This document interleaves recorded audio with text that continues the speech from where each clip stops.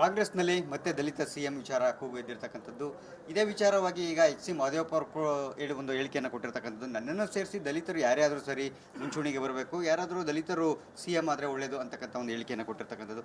ಬನ್ನಿ ಈ ಬಗ್ಗೆ ಕೇಳೋದಕ್ಕೆ, ಈ ಬಗ್ಗೆ ಮಾತನಾಡೋದಕ್ಕೆ ನಮ್ಮ ಜೊತೆ ಸಿ ಟಿ ರವಿ ಅವರು ಇದ್ದಾರೆ, ಹಿರಿಯ ಬಿಜೆಪಿ ಹಿರಿಯ ಮುಖಂಡರು. ಅವರ ಅಭಿಪ್ರಾಯ ಮತ್ತು ಅವರು ಯಾವ ರೀತಿ ವಿಶ್ಲೇಷಣೆ ಮಾಡ್ತಾರೆ ಅಂತ ಹೇಳಿ.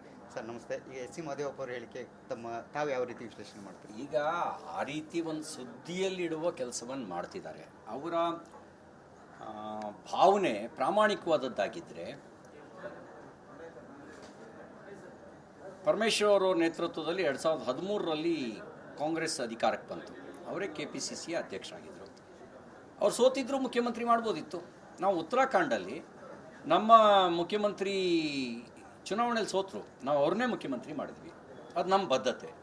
KPCC ಅಧ್ಯಕ್ಷರಾಗಿ ಅವ್ರ ನೇತೃತ್ವದಲ್ಲಿ ಮೆಜಾರಿಟಿ ಬಂದಿದೆ, ಅವ್ರನ್ನೇ ಮುಖ್ಯಮಂತ್ರಿ ಮಾಡ್ತೀವಿ ಅಂತ ನಿರ್ಣಯ ತಗೊಂಡ್ಲಿಲ್ಲ.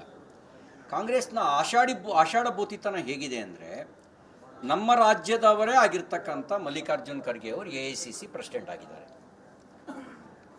ಬಾಯಿ ಮಾತಿಗೆ ಇರ್ಬೋದು. ವೆಸ್ಟ್ ಬೆಂಗಾಳದ ಮಮತಾ ಬ್ಯಾನರ್ಜಿ, ದೆಹಲಿಯ ಮುಖ್ಯಮಂತ್ರಿ ಕೇಜ್ರಿವಾಲ್ ಇಬ್ಬರೂ ಮಲ್ಲಿಕಾರ್ಜುನ್ ಖರ್ಗೆ ಅವರು ನಮ್ಮ ಇಂಡಿ ಒಕ್ಕೂಟದ ಪ್ರಧಾನಮಂತ್ರಿ ಅಭ್ಯರ್ಥಿ ಆಗಬೇಕು ಅಂತ ಹೇಳಿದರು. ಬಾಯಿ ಮಾತಿಗೂ ಕರ್ನಾಟಕದವರು ಸಮರ್ಥನೆ ಮಾಡಲಿಲ್ಲ. ಬಾಯಿ ಮಾತಿಗೂ ಮಾನ್ಯ ಮುಖ್ಯಮಂತ್ರಿಗಳು ಸಮರ್ಥನೆ ಮಾಡಲಿಲ್ಲ. ಸಿದ್ದರಾಮಯ್ಯನವರು ಅವರು ರಾಹುಲ್ ಗಾಂಧಿ ಹೆಸರು ಹೇಳಿದ್ರು. ಅಂದರೆ ಕರ್ನಾಟಕದವರೇ ಒಬ್ಬರು ದಲಿತ ಸಮಾಜಕ್ಕೆ ಸೇರಿದಂಥ ಮಲ್ಲಿಕಾರ್ಜುನ್ ಖರ್ಗೆ ಅವರು ಹಿರಿಯ ನಾಯಕರು. ನೀವು ಕಂಪೇರ್ ಮಾಡಿದ್ರೆ ಮಲ್ಲಿಕಾರ್ಜುನ್ ಖರ್ಗೆ ಅವ್ರಿಗೂ ರಾಹುಲ್ ಗಾಂಧಿಯವರಿಗೂ ಹೋಲಿಕೆನೇ ಇಲ್ಲ. ರಾಹುಲ್ ಗಾಂಧಿಯವರ ವಯಸ್ಸಿಗಿಂತ ಜಾಸ್ತಿ ಮಲ್ಲಿಕಾರ್ಜುನ್ ಖರ್ಗೆ ಅವರು ರಾಜಕಾರಣ ಮಾಡಿದ್ದಾರೆ. ರಾಜ್ಯದಲ್ಲಿ ಮಂತ್ರಿಯಾಗಿ, ಶಾಸಕನಾಗಿ, ವಿರೋಧ ಪಕ್ಷದ ನಾಯಕನಾಗಿ, ಕೇಂದ್ರದಲ್ಲಿ ಸಚಿವರಾಗಿ, ವಿರೋಧ ಪಕ್ಷದ ನಾಯಕನಾಗಿ ಕೆಲಸ ಮಾಡಿದ್ದಾರೆ. ಅವರ ಹೆಸರನ್ನ ಬಾಯಿ ಮಾತಿಗೂ ಕರ್ನಾಟಕದ ಕಾಂಗ್ರೆಸ್ಸು, ಕರ್ನಾಟಕದ ಮುಖ್ಯಮಂತ್ರಿಗಳು ಹೇಳಲಿಲ್ಲ. ಇವರು ಆಷಾಢಭೂತಿತನ. ಸಿದ್ದರಾಮಯ್ಯನವರು ಮಲ್ಲಿಕಾರ್ಜುನ್ ಖರ್ಗೆಯವರ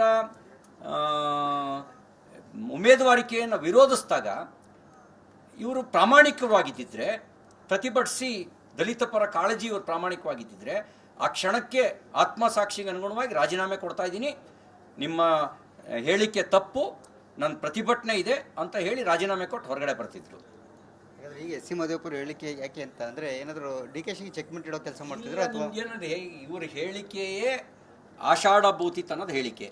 ಅವ್ರಿಗೆ ಪ್ರಾಮಾಣಿಕತೆ ಇದ್ದರೆ ನೀವು ಹೇಳಿ. ಈಗಿನ ಮಮತಾ ಬ್ಯಾನರ್ಜಿ, ಕೇಜ್ರಿವಾಲು ಹೇಳಿದ ನಂತರ ಬಾಯಿ ಮಾತಿಗೂ ಸಮರ್ಥನೆ ಮಾಡಲಿಲ್ಲ, ವಿರೋಧ ಮಾಡಿದ್ರು ಸಿದ್ದರಾಮಯ್ಯನವರು.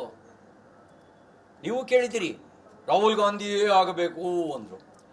ಕರ್ನಾಟಕದವರೊಬ್ಬರ ಹೆಸರು ಬಂದಿದೆ ಅಂತ ಸಂತೋಷ ಪಡಲೇ ಇಲ್ಲ, ಸಂಕಟಪಟ್ಟರು. ಆ ಸಂಕಟಪಟ್ಟವರ ಟೀಮ್ನಲ್ಲಿ ಮಹದೇವಪ್ಪನವರಿದ್ದಾರೆ. ಅವ್ರನ್ನ ಹೇಳಿಕೆ ನೀವು ಪ್ರಾಮಾಣಿಕವಾಗಿರೋದು ಅಂತ ಅನಿಸುತ್ತಾ ನಿಮಗೆ? ನೀವು ಹೇಳಿ, ಅನಿಸುತ್ತಾ? ಇವ್ರದ್ದು ಹೇಳಿಕೆ ಪ್ರಾಮಾಣಿಕವಾಗಿದ್ದರೆ ಇವರೆಲ್ಲರೂ ಆ ಕ್ಷಣದಲ್ಲಿ ರಾಜೀನಾಮೆ ಕೊಡ್ತಿದ್ರು. ನೀವು ಹೇಳಿ ತಪ್ಪು ಅಂತ ಹೇಳ್ತಿದ್ರು. ಪ್ರತಿಭಟನೆಯೂ ಹೇಳಲಿಲ್ಲ ಅವರು, ಪ್ರತಿಭಟನೆಯನ್ನು ಕೂಡ ವ್ಯಕ್ತಪಡಿಸಲಿಲ್ಲ. ನೀವು ಅದನ್ನು ನಂಬ್ತೀರಾ? ಹೇಳಿ. ಪರಮೇಶ್ವರ್ ಅವರಿಗೆ ಅನ್ಯಾಯ ಆದಾಗ ಅವ್ರ ಜೊತೆಗೆ ಯಾರು ನಿಂತರು ಹೇಳಿ? ಅವರು ಮಂತ್ರಿ ಆಗಕ್ಕೆ ಭಾಳ ಕಾಲ ಕಾಯಬೇಕಾಯ್ತು. MLC ಮಾಡೋದಕ್ಕೂ ವಿರೋಧ ಮಾಡಿದರು. ಆಮೇಲೆ MLC ಮಾಡಿ ಮಂತ್ರಿ ಆಗಕ್ಕೆ ಭಾಳ ಕಾಲ ಕಾಯಬೇಕಾಯ್ತು. ಅವ್ರ ನೇತೃತ್ವದಲ್ಲೇ ಪಕ್ಷ ಅಧಿಕಾರಕ್ಕೆ ಬಂದಿತ್ತು. ಎಲ್ಲಿದೆ ಪ್ರಾಮಾಣಿಕತೆ? ಲೋಕಸಭಾ ಚುನಾವಣೆಯಲ್ಲಿ ಏನಾದರೂ ಕಾಂಗ್ರೆಸ್ನಲ್ಲಿ ಅಧಿಕಾರ ಬದಲಾಗಬಹುದಾ? ಆ ನಿಟ್ಟಿನಲ್ಲಿ ಏನಾದರೂ ಈ ಸೂಚನೆ ಒಂದು ಸುಳಿವನ್ನು ಬಿಟ್ಕೊಟ್ರ ಅಂತ? ನಿಮ್ಗೇನಂದರೆ ಅವ್ರೊಳಗೆ ಏನಾಗುತ್ತೆ ಅನ್ನೋದು ನಮಗೆ ಸಂಬಂಧ ಇಲ್ಲ. ಅವ್ರಿಗೆ 135 ಸೀಟ್ ಬಂದಿದೆ. ಉಳಿಸ್ಕೊಳ್ತಾರೋ ಬಿಡ್ತಾರೋ ನಮಗೇನು ಸಂಬಂಧ ಇಲ್ಲ. ರಾಜಕೀಯದಲ್ಲಿ ಭಾಳ ಸ್ಥಿತ್ಯಂತರಗಳಾಗಿರೋದನ್ನು ನಾವು ನೋಡಿದ್ದೇವೆ. ಕರ್ನಾಟಕವೂ ಕೂಡ ಆ ಥರದ ಸ್ಥಿತ್ಯಂತರದ ರಾಜಕಾರಣದಿಂದ ಹೊರತಾಗಿದೆ ಅಂತ ನನಗನ್ಸೋದಿಲ್ಲ. ಏನು ಬೇಕಾದ್ರೂ ಆಗ್ಬೋದು. Thank you sir.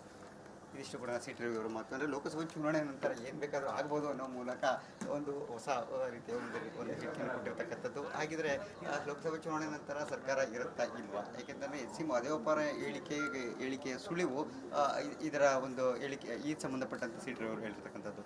Camera person Manjunath ಜೊತೆ ಸುರೇಶ್, ರಿಪಬ್ಲಿಕ್ ಕನ್ನಡ, ಬೆಂಗಳೂರು.